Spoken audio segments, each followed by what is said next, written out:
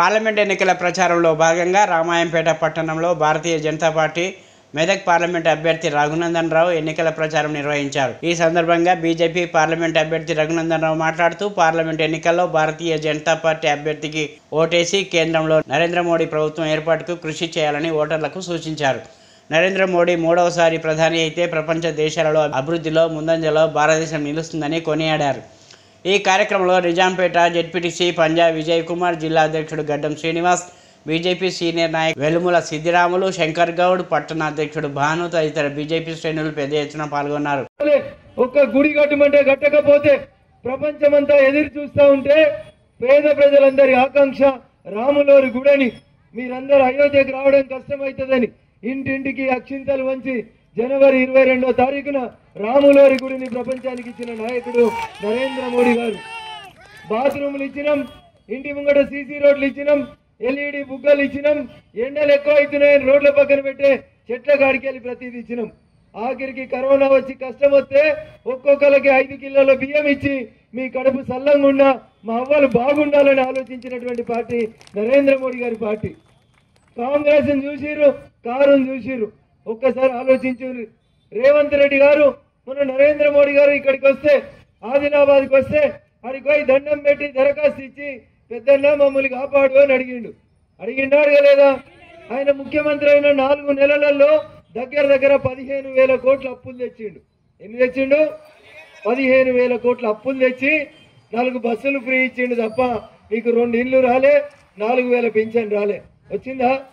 ఇప్పుడు ఏమంటుండు?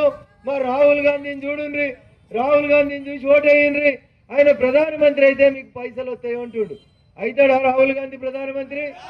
అవుతాడా రాహుల్ గాంధీ ప్రధానమంత్రి? చెల్లి అవుతాడా? దేశంలోనే వాళ్ళకి మొత్తం 50 సీట్లు లేవు.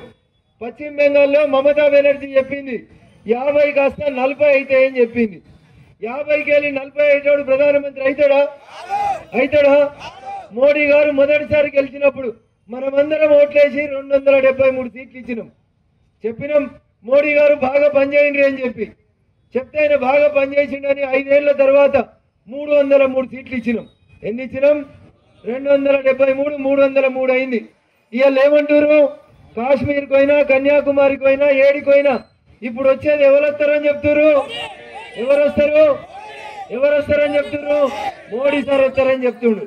ఎన్ని సీట్లు వస్తాయంటే ఎన్ని వస్తాయని చెప్తారు? మరి 400 మన మెదక్ ఎంపీ ఉండాలా వద్దా? మీకేమైనా కష్టం వస్తే మోడీ సార్ దగ్గరికి డైరెక్ట్ పోతుందా?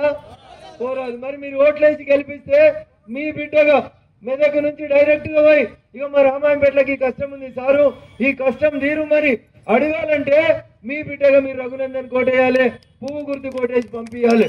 చేసినప్పుడు కూడా ఇదే చౌరస్తా నుంచి మీ దగ్గర నుంచి వచ్చి మాట్లాడినాను. భారత ప్రభుత్వం నరేంద్ర మోడీ గారి సర్కార్ సబ్కా సాత్ సబ్కా వికాస్ అని పేద ప్రజలకు బాత్రూమ్ ఇచ్చిన, పేద ప్రజలకు 5 కిలోల బియ్యం ఇచ్చిన, పేద ప్రజలకు కరోనా వ్యాక్సిన్ ఫ్రీగా ఇచ్చిన, మీరంతా సల్లంగా ఉండాలని, ఈ దేశం బాగుండాలని కోరుకునేటువంటి పార్టీ పువ్వు గుర్తు పార్టీ నరేంద్ర మోడీ గారి పార్టీ. అందుకని అవ్వ మళ్ళొకసారి 3వసారి మీరు మోకా ఇచ్చి 3వసారి నరేంద్ర మోడీ గారిని గెలిపించినట్లయితే, పువ్వు గుర్తు కోటేసి ఆశీర్వదించినట్లయితే మన పిల్లల భవిష్యత్ బంగారు భవిష్యత్ అవుతుందని చెప్పి నేను ఈ సందర్భంగా చెప్తా ఉన్నా. కేసీఆర్ ఎట్లా అబద్ధాలు చెప్పిండో, కేసీఆర్ ఎట్లా మాయ మాటలు చెప్పిండో, పద్మక్క వచ్చి అప్పుడప్పుడు ఆడవాళ్ళతోటి కాదు మగవాళ్ళతోటి కూడా బతుకమ్మ ఆడిచ్చిపోయిందో, గట్లే ఆమె అన్ని అబద్ధాలే చెప్పుకుంటూ పోతుంది. ఏం చెప్పింది? ముఖ్యమంత్రి వచ్చి ఏం చెప్పిండు? నా బిడ్డ పద్మ కోసం రామాయంపేటలో రెవెన్యూ డివిజన్ పెడుతున్నా అన్నాడు. వచ్చింది ఆర్డీఓ ఆఫీసు, వచ్చింది. ఎలక్షన్లప్పుడు హరీష్ రావు వచ్చి మా పద్మని గెలిపి రేణుకోబెరకాయ కొట్టిండా? వచ్చిందా బంగ్లా? ఏమైనా ముందుకు పోయిందా? అది అయిందా? మరి ఏమైంది? 10 ఏళ్లలో గ్రామ పంచాయతీ పోయి మున్సిపాలిటీ అయిందా? 200 ఉన్న ఇంటి పన్ను 2000 అయిందా? నేను వస్తుంటే తాత చూపించిండు, బిడ్డ మా మోరీలు చూడు ఎంత మంచిగా ఉన్నాయని. ఏమైనా మారినాయా మీ మోరీలు? మరి 200 పన్ను 2000 అయితే అయిందాకా లేదా? మున్సిపాలిటీ పేరు మీద పన్నులు పెంచలేదా? మరి మీకేమైనా సవలతులు పెరిగినాయా? ఏమన్నా రోడ్లు వెడల్పోయినాయా? 4 డబుల్ బెడ్రూమ్లు వచ్చినాయా? ఏమొచ్చినాయి? ఉన్నాయని గుంజుకున్నారు. ఇప్పుడు నా మీద పోటీ చేస్తుండే ఒక ఆయన కలెక్టర్ అని చెప్తాడు. ఏం చెప్తాడు? కలెక్టర్ అని చెప్తున్నాడు ఆయన. ఆయన ఏమన్నాడు? ఎవరికైనా కలెక్టర్ ఉన్నప్పుడు ఎవరన్నా వరి పంట వేసిర్రు అనుకోండి బిడ్డ ఊరేస్తా అని చెప్పిండా? మరి మనం వ్యవసాయం చేసుకోకపోతే ఏం చేయాలి? రియల్ ఎస్టేట్ చేసుకోవాలా? కలెక్టర్ లెక్క భూములు కబ్జా పెట్టాలా? ఏం చేయాలి? వ్యవసాయం చేసుకుంటే కానీ బతుకం. అప్పుడు ఇన్ని మొరి పళ్ళు, ఇన్ని జామకాయలు, ఇన్ని కీరాలు అమ్ముకుంటే పొలం మీద భూమి మీద ఆధారపడి బతికేటోళ్ళం మనం, అంతేనా? మరి మనల్ని వ్యవసాయం చేస్తే వరి వేస్తే ఉరిదిత్తా అంటున్నాడు టీఆర్ఎస్. ఆయన వేస్తారా? కారుకి వేస్తారా? హరీష్ రావు వచ్చి నంగనాశి ముచ్చట్లు చెప్తున్నాడు. ఇగో కేసీఆర్ ఉంటే 2000 పింఛన్ ఇచ్చిండు. యాడికెళ్ళి ఇంట్లోకెళ్ళి ఇచ్చిండా? ఇప్పుడు వస్తలేవా? రేపు కూడా వస్తాయి. ఈ పంచాయతీ పింఛన్ల పంచాయతీతో, కరెంటు పంచాయతీతో, నీళ్ల పంచాయతీతో కాదు.